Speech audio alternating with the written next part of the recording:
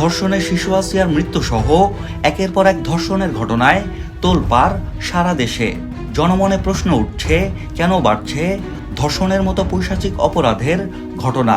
এক্ষেত্রে দেশের আইনে শাস্তির বিধান কি, আর এই অপরাধের শাস্তির বিষয়টি পৃথিবীর অন্যান্য দেশে কেমন?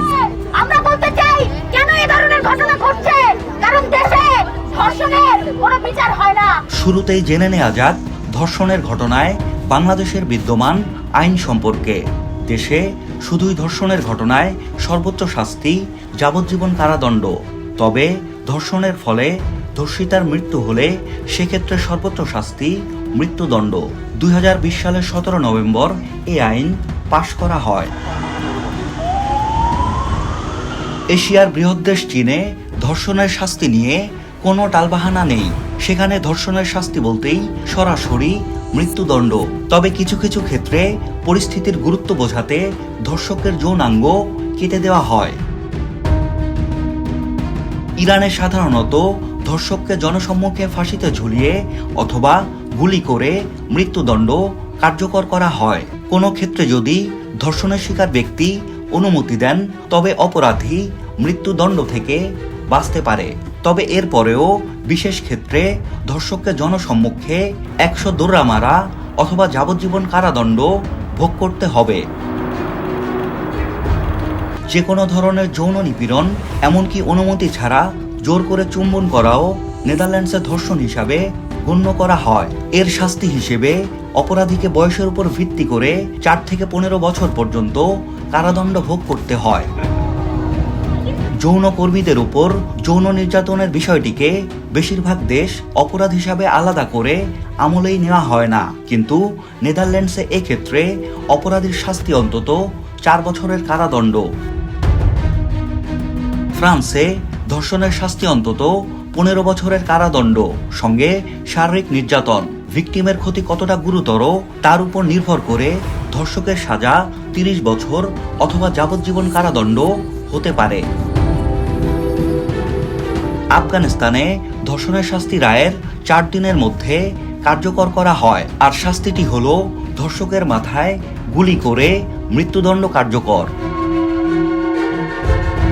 নর্থ কোরিয়া ধর্ষণের বিচার বা শাস্তির জন্য বিন্দুমাত্র কালক্ষেপণ করে না।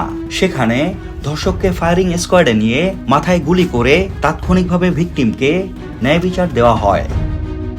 রাশিয়ায় ধর্ষণের শাস্তি কমপক্ষে 3 বছরের কারাদণ্ড। ভিকটিমের ক্ষতি কতটা গুরুতর তার উপর নির্ভর করে ধর্ষকের সাজা বাড়িয়ে 30 বছর পর্যন্ত করা হতে পারে।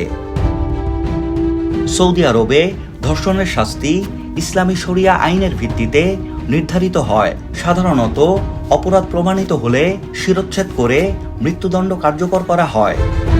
সংযুক্ত আরব আমিরাতে যৌন নির্যাতন বা ধর্ষণের সাজা সরাসরি ফাঁসিতে ঝুলিয়ে মৃত্যুদণ্ড।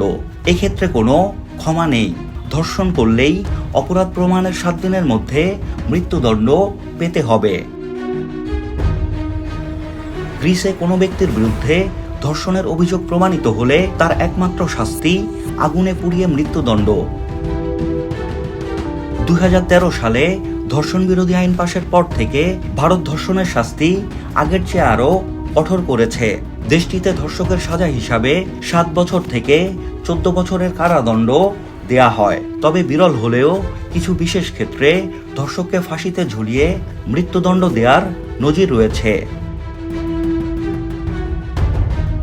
মিশরে ধর্ষককে বরাবরই যে কোনো জনাকীর্ণ এলাকায় জনসম্মুখে ফাঁসিতে ঝুলিয়ে মৃত্যুদণ্ড কার্যকর করা হয়, যেন অন্যরা সেটি দেখে ধর্ষণের মতো জঘন্য অপরাধের পরিণতি সম্পর্কে সচেতন হতে পারে। যুক্তরাষ্ট্রে 2 ধরনের আইন প্রচলিত, অঙ্গরাজ্য আইন এবং ফেডারেল আইন। ধর্ষণ মামলাটি ফেডারেল আইনের মধ্যে পড়লে ধর্ষককে অর্থদণ্ড বা যাবজ্জীবন কারাদণ্ড দেয়া হয়ে থাকে। তবে অঙ্গরাজ্য আইনের অধীনে পড়লে সাজার প্রকৃতি নিশ্চিত নয়, কেননা দেশটির এক এক অঙ্গরাজ্যে ধর্ষণের শাস্তি এক এক রকম। ইসরায়েলে ধর্ষক ব্যক্তি ন্যূনতম 4 থেকে সর্বোচ্চ 16 বছর পর্যন্ত কারাদণ্ডে দণ্ডিত হয়ে থাকে।